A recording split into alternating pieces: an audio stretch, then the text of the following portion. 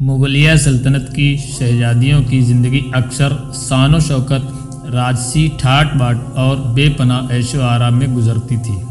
लेकिन इतिहास के पन्नों में कुछ ऐसी कहानियाँ भी दर्ज हैं जहाँ ये शहजादियाँ अपनी आखिरी ज़िंदगी में बेबसी, मुफलिसी और गुमनामी के अंधेरों में खो गईं। ऐसी ही एक कहानी बहादुर शाह जफ़र की बेटी शहजादी जीनत महल की, जो आखिरी मुग़ल सम्राट की बेगम थी, और उनकी बेटी भी शहजादी जीनत महल 1823 में दिल्ली के लाल किले में पैदा हुई।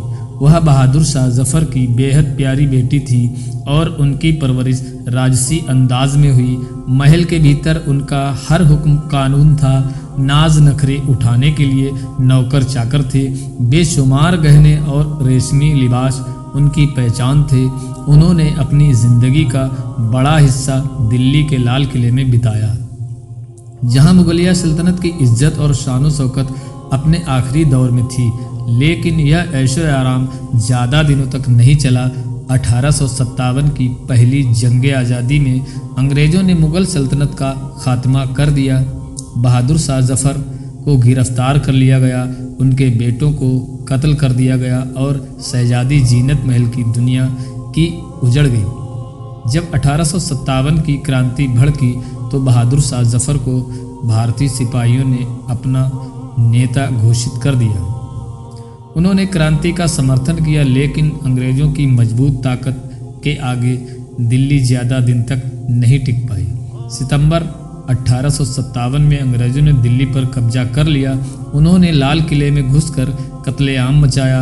अंग्रेज़ों ने बहादुर शाह जफ़र के 2 बेटों और पोते को बेरहमी से कत्ल कर दिया। कहा जाता है कि कर्नल हडसन ने उनके कटे हुए सिर को बहादुर शाह जफ़र के सामने रख दिया। इस भयावह मंजर से जीनत महल की ज़िंदगी हमेशा के लिए बदल दी। गिरफ्तारी और बर्मा यानी म्यांमार की जुदाई। जब अंग्रेज़ों ने बहादुर शाह जफ़र को गिरफ्तार किया तो उनकी बेगम जीनत महल भी पकड़ी गईं। उन्हें दिल्ली से बाहर भेज दिया गया और आखिरकार 1858 में बहादुर शाह जफ़र के साथ रंगून में भेज दिया गया। रंगून में बहादुर शाह जफ़र का जीवन बेहद तकलीफ़देह हो गया। अंग्रेज़ों ने उन्हें कैद में डाल दिया और उनकी शान शौकत छीन ली गई। जीनत महल भी अपने शौहर के साथ कैद में रहीं। जहां कभी उनके पास हज़ारों नौकर चाकर थे, वहीं अब उन्हें 2 वक्त की रोटी के लिए भी मोहताज होना पड़ा। बेबसी और मुफलिसी की ज़िंदगी। रंगून में अंग्रेज़ों ने जीनत महल और बहादुर शाह जफ़र को एक मामूली से मकान में रखा, जहां कोई राजसी सुविधा नहीं थी। बहादुर शाह जफ़र का हालात देखना उनके लिए किसी सदमे से कम नहीं था। एक समय जो शहंशाह था, अब वह एक गुमनाम कैदी बन चुका था। 1862 में जब बहादुर शाह जफ़र का इंतकाल हुआ तो जीनत महल पूरी तरह टूट गई। उनके पास इतना भी पैसा नहीं था कि वे अपने शौहर की सही तरीके से कब्र बनवा सकें। बहादुर शाह जफ़र को रंगून की एक गुमनाम जगह पर दफना दिया गया और आज भी उनकी कब्र वहां मौजूद है।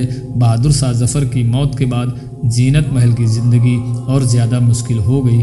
अंग्रेज़ों ने उन्हें किसी तरह की मदद नहीं दी, उन्हें रंगून में ही रखा, लेकिन उनकी हालत बद से बदतर होती चली गई। कहते हैं कि उनके पास खाने तक के पैसे नहीं थे।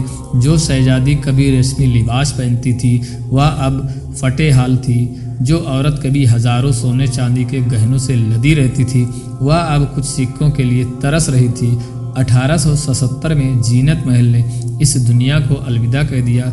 उन्हें भी गुमनाम तरीके से दफना दिया गया। उनकी कब्र पर कोई शाही निशान नहीं लगाया गया। नसीहत और सबक।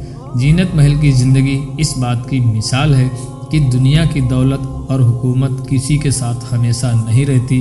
जो शहजादी एक समय दिल्ली के लाल किले में रहती थी, वह अपनी आखिरी सांसें एक बेनाम कैदी की तरह रंगून में तोड़ने को मजबूर हो गई।